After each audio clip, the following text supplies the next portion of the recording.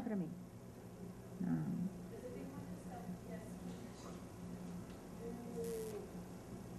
Eu concordo excepcionalmente, totalmente, e no nosso caso foi assim. Primeiro nos foi apresentado o histórico da criança, depois a foto, depois a criança, né?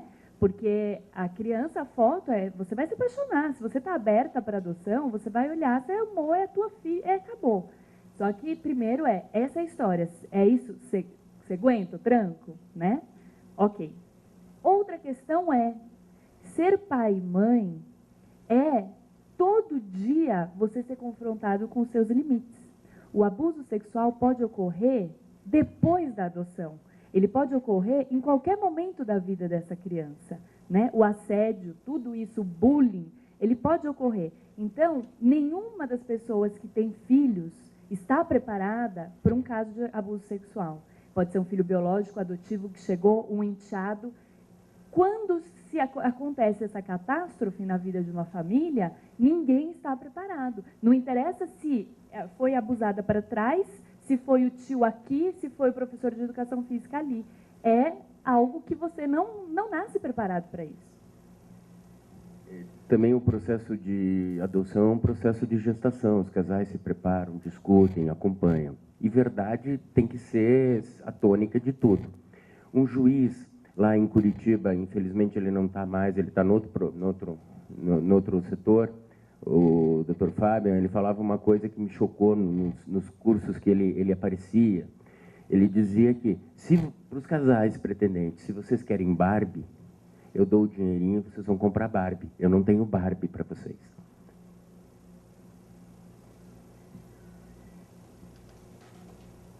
Então, o que eu falei do abuso sexual foi um exemplo, né?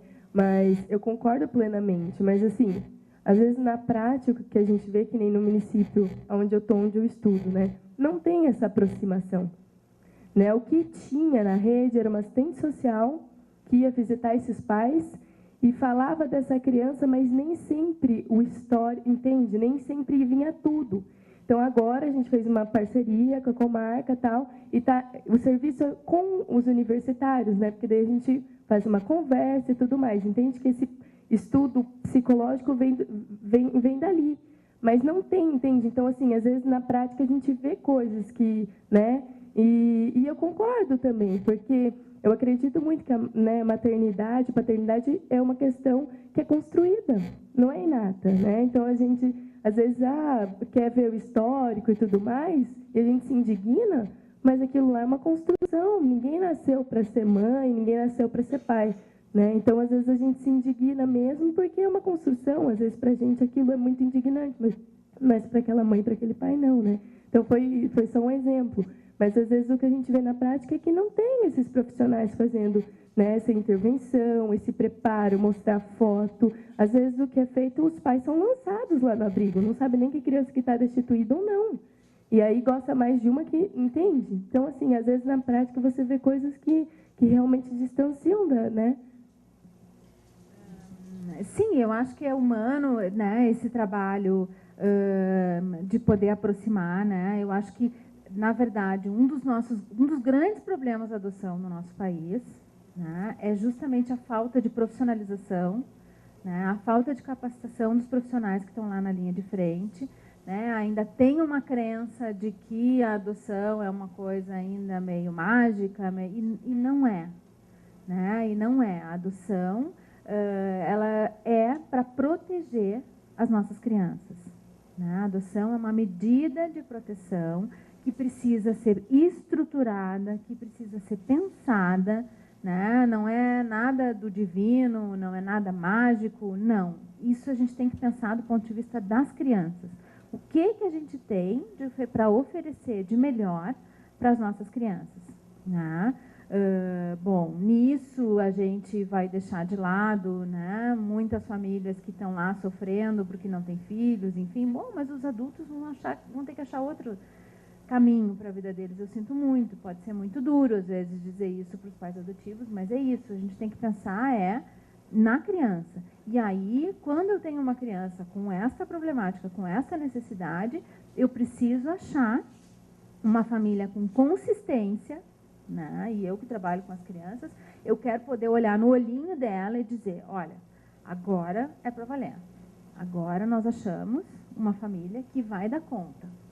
Né? E eu tenho que ter alguma segurança, e essa segurança tem que vir antes, na proposição, né? Onde eu também olhar no olho desse casal, dessa mãe, desse pai solteiro, enfim, né? E poder sentir neles, né? Bom, medo, ansiedade, enfim, mas tranquilidade de que é uma decisão consciente. Em Goiânia, a gente tem o projeto Anjo da Guarda, que visa o apadrinhamento de crianças disponíveis ou não disponíveis para adoção. É muito importante o caso do abuso sexual, porque eu diria também, assim, basicamente com a mesma certeza sua, de que 80% ou até mais dessas crianças foram vítimas de abuso ou algum tipo de abuso sexual.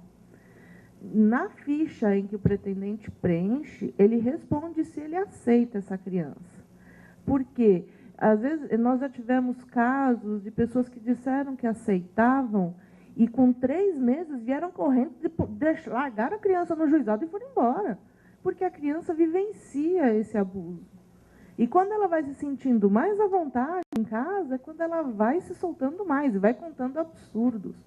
Por isso que a gente tem que respeitar muito o casal ou a pessoa pretendente, se ela aceita, se ela está preparada, ou pelo menos disposta a se preparar para receber essa criança. Concordo quando você diz que todo mundo está sujeito a isso, mas quando já é seu, você vai ter que se virar para resolver o problema.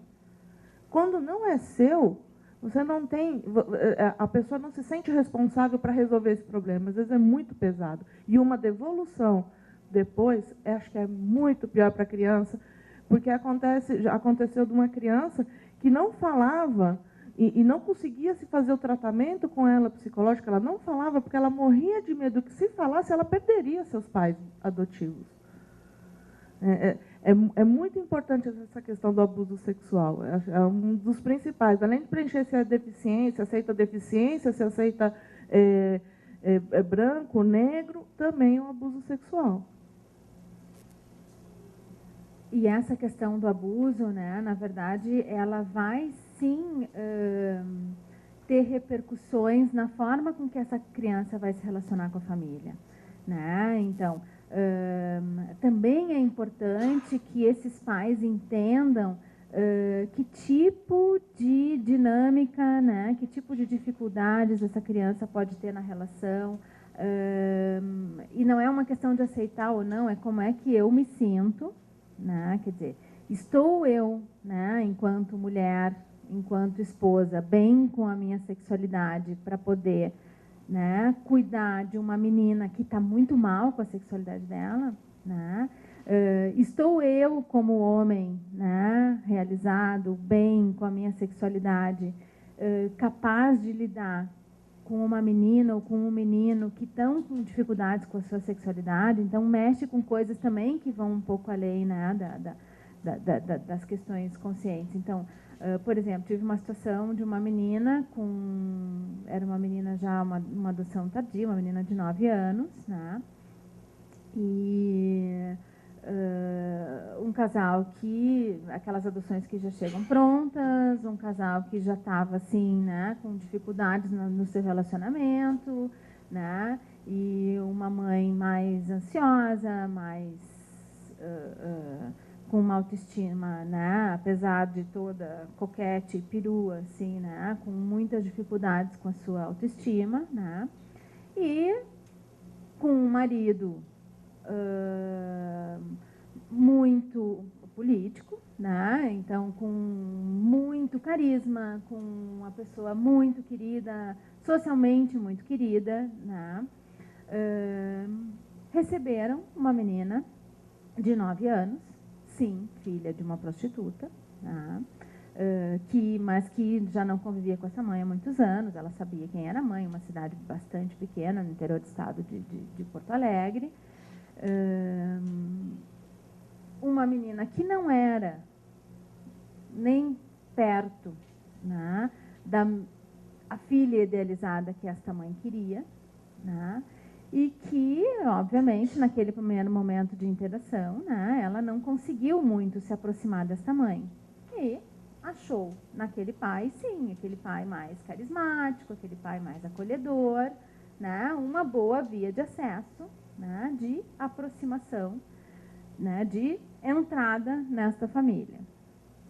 E aí, realmente, começou a investir mais na relação com o pai.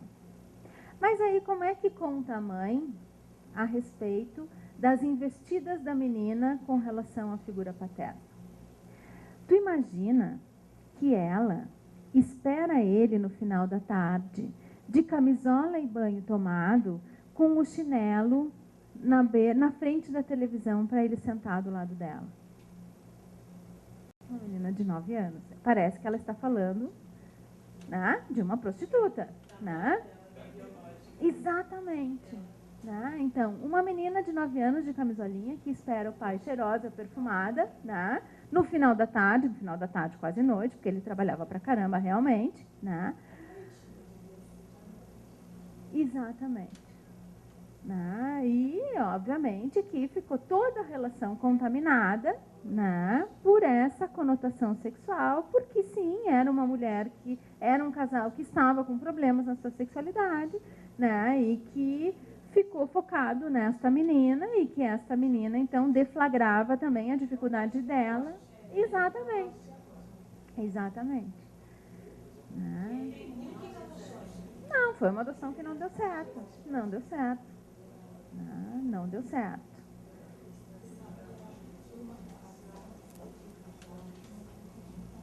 Só pensando uma coisa importante, é a questão de idealizar e a questão de ser prático na adoção. Quando eu e a minha esposa fomos chamados para conhecer o Cauã, foi muito engraçado.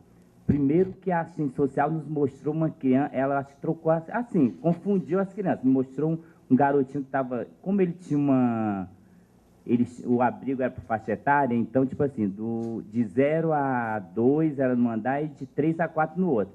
Ele já tinha mudado de andar, então ela me mostrou uma criança que não era ele, tudo bem. Aí a gente foi conhecê-lo na hora do banho, ele tinha acabado de acordar pelo jeito, e, tipo assim, intervalo entre dormiu, aí estava tomando banho para lanchar. Quando nós fomos conhecê-lo, ele estava de um mau humor, que tinham dado banho nele, tinha acabado de acordar. Aí eu falei assim para minha esposa, Vanusa, o Cauã de mau humor. Assim, ao primeiro impacto, aquela criança eu não... Tanto que depois que a gente conheceu ela, o pessoal perguntou do serviço social, vocês têm interesse em continuar visitando o Cauã? Que a gente já sabia a história que ela falou. A gente recebeu um processo antes, leu a história e depois foi no abrigo. Aí nós fomos lá no final do dia, no dia seguinte, sentamos e fomos pensar. Falei, Vanusa, o Cauã nada simpático, de mau humor depois. Mas a gente pensou o seguinte, nós fomos práticos. Vamos dar uma chance a gente que quer ser pai e o Cauã que precisa de família, né? O que a gente fez? Continuou visitando o Cauã e hoje eu falo, no primeiro impacto eu não adotaria o Cauã. Mas hoje eu adotaria de olho fechado. Porque é a questão que ela falou de pais, é uma construção. A gente vai construindo, né, a relação vai sendo construída. E ele é igualzinho hoje, ele não gosta de ser acordado, ele acorda de mau humor. Tem muita gente que acorda, mas aí a gente faz um acordo com ele. Cauã, se você não dormir cedo, você não pode acordar amanhã de mau humor. Ah, papai, então aí ele dorme tarde, aí acorda faz um pouquinho de força, mas não fica de tão mau humor. Então, quer dizer, essa questão da gente realmente, né, ter uma questão prática realmente. Claro que quando a mulher está grávida, ela imagina como vai ser o filho que está lá na barriga. A gente também, quando está na teleadoção, claro que a gente tem um certo imaginário, mas a prática, a realidade é outra, né? E a gente tem que estar disponível a isso, a estar preparado para isso, né? Tu sabe que quando eu escuto essas histórias, no fundo, eu fico com uma vergonha dos meus colegas. Ai, gente, que horror isso. Porque que falta de respeito com esse menino, que falta de respeito com vocês, né? Pelo amor, isso é o fim do fim da picada, né? É o fim da picada. É um desrespeito com a criança, é um desrespeito com a família, né? É um desrespeito com o próprio trabalho, né? Porque porque sim, né, se a gente for pensar, né, em todos os ingredientes que a gente precisa para uma adoção dar certo, né, a gente precisa, bom, de ingredientes de qualidade, né, a gente precisa de um profissional bem formado, a gente precisa de uma família preparada, a gente precisa de uma criança que efetivamente esteja pronta para adoção, né, orientada, de uma criança juridicamente pronta, com todas as questões anteriores resolvidas, né? E, como qualquer receita, a gente tem que saber como misturar esses ingredientes. Entendeu? Não é nenhum bolo, tu bota tudo dentro do pote, sai batendo e ele vai vir, ele vai ficar bem, não.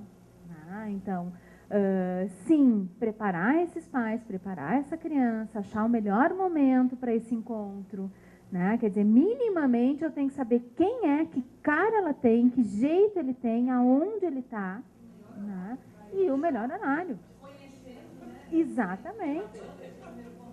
Então, eu acho isso de um desrespeito com a criança e de um desrespeito com a família, assim, brutal. Eu tenho muita vergonha dos meus colegas quando eu escuto esses relatos, assim, mas são coisas básicas.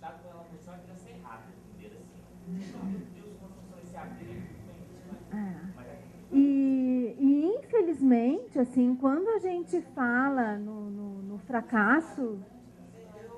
Quando eu fui conhecer meu filho, era só visitação. Ele estava falando, porque o pessoal do abrigo disse que ele ia embora. Como é que eu não ia levar ele para casa, depois que ele já sabia que ele ia embora? Eu nunca tinha visto o menino, ele nunca tinha me visto. Não. Não, sinceramente, assim, eu acho que um dos grandes problemas da nossa adoção é que as crianças e os pais viram sobreviventes. Tá? Não são famílias da adoção, são sobreviventes da adoção. Exatamente. Exatamente. Eu sou mãe biológica, mas adotei a causa da adoção. Sou fundadora e coordenadora técnica de um grupo de apoio à adoção de Santo André, Laços de Ternura, São Paulo. A gente vê muita reclamação no grupo em relação à conduta das unidades de acolhimento institucional e também de alguns profissionais do setor técnico do judiciário. E assim, gente, eu acho que a gente só consegue... eu falo que tem gente que nasceu para ser gentóloga e tem gente que nasceu para ser coisóloga, né? Então, quem é coisólogo tem que trabalhar em linha de montagem, entendeu? Quem tem... não é todo mundo que tem o perfil, que tem a sensibilidade, que está vocacionado para lidar com gente, né? E eu acho que nesse campo da adoção, nessa parte da justiça, da vara da infância em especial, você está lidando com gente muito especial, né? Você está lidando com fragilidades, com vulnerabilidades. Quer dizer, não dá para admitir, gente, um comportamento desse tipo por parte do abrigo, né? Que levantou uma expectativa, né?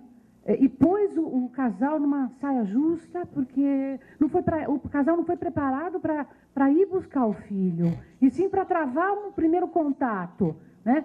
E eu acho que a mesma coisa que aconteceu com a técnica, que trocou foto, que apresentou criança errada, essas coisas precisam aparecer, gente. A gente tem que perder o medo de registrar isso. Todo mundo tem direito a recorrer, a mostrar, olha, esse profissional não está bem colocado nessa função. É que assim, e se voltar contra mim, né? Deixa a adoção concluir, que eu vou, né? Outra coisa que a gente tem que fazer, gente, que a gente tem que ter consciência, é que assim, eu peguei a minha criança, o meu filho, a minha filha de uma unidade de acolhimento. Ele ficou lá 3, 4 anos. Ele veio sem os dentes, como chamam? Os molares. Quer dizer, o abrigo deixou de atender uma necessidade básica dessa criança. Então, eu tenho como entrar com uma ação. Em Santo André, nós entramos com ação contra abrigo, porque a criança perdeu o dente permanente. O Estado tem que ser responsabilizado pela sua omissão também, né?